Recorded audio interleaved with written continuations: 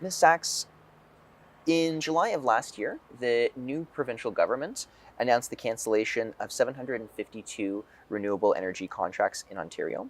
What impact will this have across the province? Well, it's terrible news for Ontario. One of the things it does is it badly damages our reputation internationally for a safe place to do business. Many of those contracts, people had been invited to come to Ontario from around the world to bid, and they spent millions of dollars to get permission to build in Ontario, and then having it all torn up retroactively certainly damages our reputation. The second major impact that we saw is that in September, shortly afterwards, after that cancellation, the Independent Electricity System Operator announced that we're now going to have a shortfall of electricity capacity in just 4 years, 2023, on those hot afternoons when we have the peak demand.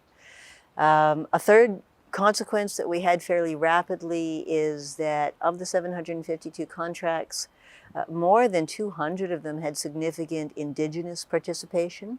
So a real kick in the teeth to Indigenous communities who were trying to build a renewable energy future and a new economic basis for their communities and jobs for their young people in the green economy. And the fourth thing, of course, is to drive away investors of all kinds in building renewable energy in Ontario, and a lot of those projects were solar. Would you say the current Ontario government is doing enough to encourage growth in the solar industry? The current government seems to be entirely hostile to growth in the solar industry in Ontario. They are very focused on reducing short-term electricity prices to the consumer regardless of the environmental consequences. We see that in their decision about the capacity auction. We see that in slashing conservation programs. Generally speaking, they are very focused on short-term cost, and I have not seen any real interest in long-term or environmental consequences. Moving on to climate change, we've heard a lot about carbon pricing in the news. Do you feel the federal government's carbon pricing strategy is an effective measure in combating climate change, or did you prefer the cap and trade program that Ontario had previously? Oh, well, I certainly preferred cap and trade. Cap and trade was designed to be more effective in moving us to a cleaner economy more quickly.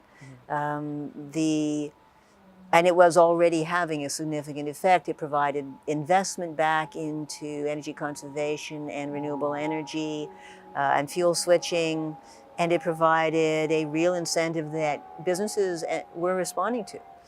Cap and trade, however, is gone. And so we now have the Pan-Canadian framework, one pillar of which is the federal carbon tax for jurisdictions that won't price carbon themselves. Ontario moved away from pricing carbon just before the Nobel Prize in Economics was given to William Nordhaus, who proved that pricing carbon is the most effective, least expensive way of moving to a cleaner economy. So we know that if climate pollution is free, we get more of it. It has to have a price. So I definitely support the federal carbon tax. What the federal government has chosen to do with the money is to give most of it back to households. So 90% of the money raised from the federal carbon tax is going in checks back to all of us. Only 10% is going into investment into reducing climate pollution. Their calculus on this is that they need to do that to build political support, and that it's more important to build political support than to have the biggest impact on climate change. That's a political calculation, and they may very well be right. In the future, do you see Ontario industries being affected by climate change? We are all already being affected by climate change. We are seeing it in physical destruction. We're seeing it in insurance costs. We're going to see it more in insurance costs. We are certainly seeing Ontario businesses and institutions being affected. The switch from cap and trade to the carbon tax helps families get checks, but where's that money coming from? Well, most of that money is coming from businesses and institutions. which are now going to be paying for all of that extra tax. So we definitely have a difference in who pays and what the consequences are by the change in systems. From a longer term point of view, it doesn't matter what form of carbon pricing we have to have a form of carbon pricing, and we need many other things because it's not going to do everything by itself. But we need some form. It's an important step. And the Pan-Canadian framework was a really sensible, well thought out attempt to balance the different things we have to do across the country, and I do support it. Who currently inspires you in the climate change movement? The young people, especially the girls who are leading the climate strikes. I think they recognize that we're talking about their future, and I hope to be able to help them. What's next for you?